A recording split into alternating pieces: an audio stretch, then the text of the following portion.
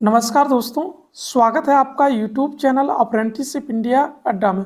दोस्तों, railway apprentice वालों के लिए गुड न्यूज़ आ चुकी है। जो रेलवे से अप्रेंटिसशिप करते हैं उनको जीएम पावर से भर्ती की मांग की जा रही है। और चूँकि जीएम पावर पहले से ही जो रेलवे अप्रेंटिसशिप करते थे उनको जीएम पावर के माध्यम से रेलवे में भर्ती की जाती है। आप लोग जानते होंगे कि रेलवे में 3 तरह की भर्तियाँ कराई जाती हैं, जो आरआरबी के द्वारा कराए जाते हैं और एक आरआरसी के द्वारा कराए जाते हैं, और तीसरा जो है जीएम पावर के माध्यम से भर्ती होती थी। क्योंकि अभी आरआरबी और आरआरसी के द्वारा भर्तियां हो रही हैं और जीएम पावर के माध्यम से जो भर्तियां होती थी उनको बंद कर दिया गया। यानी मिनिस्ट्री ऑफ रेलवे की तरफ से एक ऑर्डर जारी करके जो जीएम पावर को के द्वारा भर्तियां कराई जाती थी उनको रिमूव कर दिया गया है। यानी अब जीएम से कोई भी जो पावर दिया गया था उसको वापस छीन लिया गया है। अब केवल वर्तमान में 2 ही पावर हैं। एक आरआरबी को दिया गया है जो टेक्नीशियन या जेई एसएससी वगैरह की भर्ती कराती है, जो आरआरबी अपर लेवल की भर्तियां कराती है। आरआरसी जो होती है वो आप लोगों की लेवल 1 यानी ग्रुप डी जो पहले चलती थी वो भर्तियां वो रेलवे कर आरआरसी के माध्यम से कराती थी। और जीएम पावर के माध्यम से डायरेक्ट रिक्रूटमेंट होती थी। जीएम हायर करता था, जैसे रेलवे अप्रेंटिसशिप जो करते थे उनको जीएम पावर के माध्यम से डायरेक्ट नियुक्ति कर दी जाती थी। तो ये यहाँ पर क्लोज कर दिया गया है, यानी बंद कर दिया गया है। तो इसी के रिगार्डिंग एक आर्टिकल पब्लिश हुआ है रेलवे अप्रेंटिसशिप वालों के लिए, उनको जीएम पावर के माध्यम से भर्ती की जाने के लिए। इसी के बारे में पूरा डिटेल में इस वीडियो में डिस्कस करेंगे। अगर आप अभी तक यूट्यूब चैनल को सब्सक्राइब नहीं किए तो सब्सक्राइब कर लीजिएगा। वीडियो देख रहे हो तो वीडियो को लाइक और शेयर कीजिएगा। दोस्तों आप लोग जानते होंगे कि जो रेलवे से अप्रेंटिसशिप करते हैं उन्हें ही सीसीए कैंडिडेट बोला जाता है, यानी कोर्स कंप्लीटेड एक्ट अप्रेंटिस बोला जाता है। उसी के को भर्ती करने के लिए जो एरा के द्वारा एक कदम उठाया गया है, जो यहाँ पर all India railway act apprentice association है, उनके द्वारा यहाँ पर जमालपुर में यहाँ से इनके द्वारा एक धरना प्रदर्शन किया गया है जो केंद्र सरकार के खिलाफ है, जिनमें यह डिमांड की जा रही है कि उनको जीएम पावर के माध्यम से भर्ती किया जाए जैसे उनकी पहली होती थी। क्योंकि जीएम पावर के माध्यम से इनको टेक्नीशियन और ये लेवल 1 ग्रुप डी की भर्ती पर इनको नियुक्त किया जाता था। तो ये वाला आपको हम इसमें देखने वाले हैं। जो आर्टिकल पब्लिश हुआ है क्या है,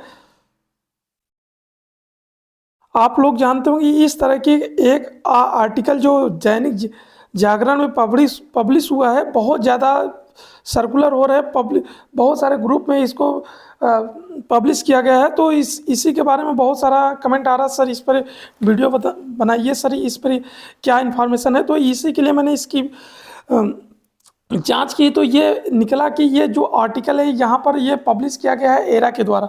एरा के द्वारा आपने अभी जल सत्याग्रह शुरू किया गया था जो अप्रेंटिस के मुद्दे को लेकर किया गया था।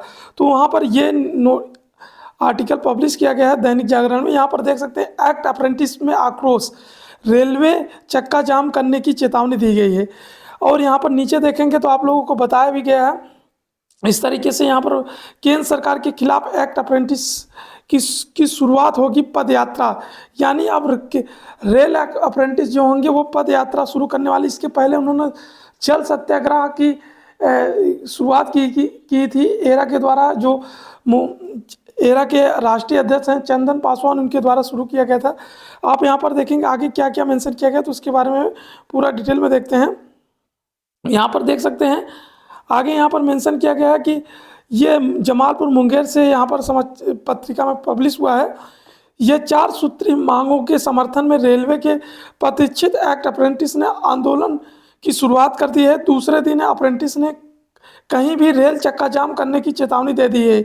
यानी अब रेलवे अप्रेंटिस में ज़्यादा आक्रोश है और वो कहीं पर भी रेल चक्का जाम करने की चेतावनी दी है। आगे उन्होंने लिखा है कि एक्ट अप्रेंटिस एसोसिएशन ने साफ कहा है कि 2024 के लोकसभा चुनाव से पहले रेल अप्रेंटिस एक्ट अप्रेंटिस साथियों को रेलवे में सरल तरीके से समायोजित करते हैं। उसके बाद आगे इन्होंने मेंशन किया है, करते हुए नियुक्ति नहीं की जाती है तो सभी रेलवे ट्रैक पर उतरेंगे और सभी के जिम्मेदार केंद्र सरकार होगी। ये बात एसोसिएशन के कार्यालय से राष्ट्रीय अध्यक्ष चंदन पासवान ने अपनी बैठक में कही है। उन्होंने कहा है कि रेल अप्रेंटिस साथियों को लड़ाई पिछले 7 सालों से चल रही है।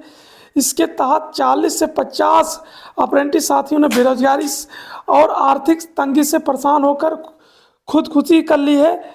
यानी 40 से 50 कैंडिडेट ने पूरे 7 सालों में जो अपनी जान दे चुके हैं। इस वजह से रेलवे से प्रतिष्ठित एक्ट अप्रेंटिस जो है केंद्र सरकार से इन्होंने गुहार लगाई है कि अगर केंद्र सरकार रेलवे प्रतिष्ठित एक्ट अप्रेंटिस को रेलवे में भर्ती नहीं कर सभी को मजाक बना रहा है। यहाँ इन्होंने बताया कि रेलवे में अप्रेंटिस को भर्ती नहीं कर रहे और मजाक बना रही रेल अप्रेंटिस का, और समय रहते अगर सरकार अप्रेंटिस एसोसिएशन के मांगों पर विचार नहीं कर रहे तो पूरे भारत में 40 से 50 हज़ार एक्ट अप्रेंटिस सड़क पर उतरेंगे।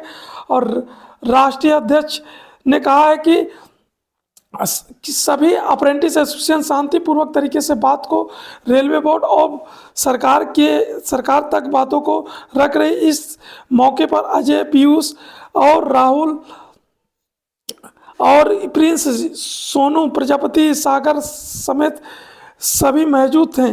और ये बैठक जो हुई थी वो यहाँ पर एरा के द्वारा कराई गई थी कि एरा जो आप लोग जानते भी होंगे कि एरा एक यूनियन एसोसिएशन है जो all India railway act apprentice association के द्वारा बनाई गई है।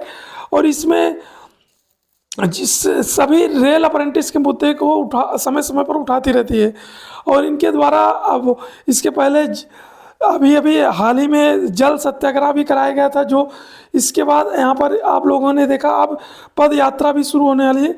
क्योंकि रेलवे अप्रेंटिस को पहले जीएम पावर के माध्यम से रेलवे में नौकरी दिया जाता था, क्योंकि ये टेक्निकली फिट होते हैं, ये आईटीआई होते हैं प्लस अप्रेंटिसशिप होते हैं। ये रेलवे में 3 से 4 साल तक लगभग अप्रेंटिसशिप करते हैं और जो रेलवे में ये अपने काम को सीखते हैं, क्योंकि इनके और दूसरे सेक्टर में इनको काम मिल नहीं सकता।